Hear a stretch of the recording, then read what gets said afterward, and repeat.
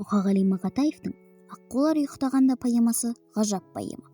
Бір түнде бір деммен, табиғат пен ақын сезімінің үндесуінен туған дүние. Ақынның поэмасындағы негізгі арқау болған тақырып ананың балаға деген махаббаты. Поэманың идеясы адамдарға сұлулықтың символы болған аққу құсты атпауға, табиғаттағы үйлесімділікті сақтауға шақырады. Поэмада екі бірдей сабақтастық идея бар. Оның бірі қасиетке оқ атпау, тәтті тыныштықтың шырқын бұзбау, адамгершілік пен ізгілікті дәріптеу. Уағыздау болса, екіншісі қоршаған ортаны қорғау, табиғатты қамқорлықпен аялап сүю. Поэманың бірінші бөлімінде тау басына біткен жетім көлдің тамаша табиғаты мен сұлулығын суреттеуден басталады. Жыл сайын аққулар көлге келіп, жетім көлге сән беретін. Поэманың екінші бөлімінде бір жанұяның жалғыз баласы ауыр сырқатпен сырқаттанып қалады. Тәуіп шал баланы тек аққудың қанатымен аластаса ғана дертінен айырылады деп айтады.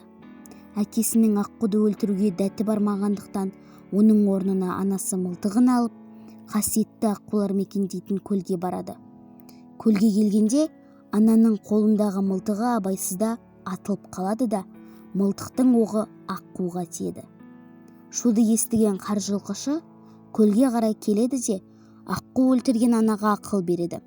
Қалай болса да ана аққуды үйге әкеледі. Алайда үйге қайтып оралғанда баласының қайтыс болғанын есіне түседі. Сол кеткеннен аққулар жетім көлге оралмайды. Поэма кейіпкерлері: ана, баласына деген махаббатын төгетін жан, шарасыз бейне, ержүрек, батыл, өзінің баласына деген махаббатынан келі аққу құсқа қиянат жасады, әрі баласынан да айырылды.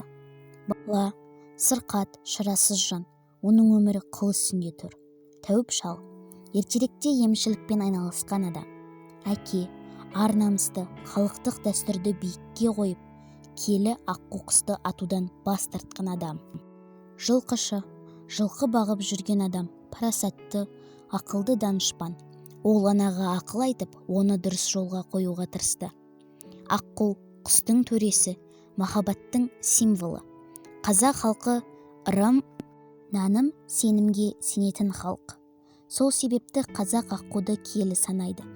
Аққуды ежелден қастерлеп, бақыттың бастамасы, жақсылықтың жаршысы, пәктіктің, сұлулықтың белгісі деп ұғады. Әрі оған ешқашан оқ атпаған. Қорыта айтар болсақ, ақын Мұқағали Мақатаевтың «Аққулар ұйықтағанда» поэмасы қазақ әдебиетіндегі орнаған сұлу да биік мұнара іспеттес.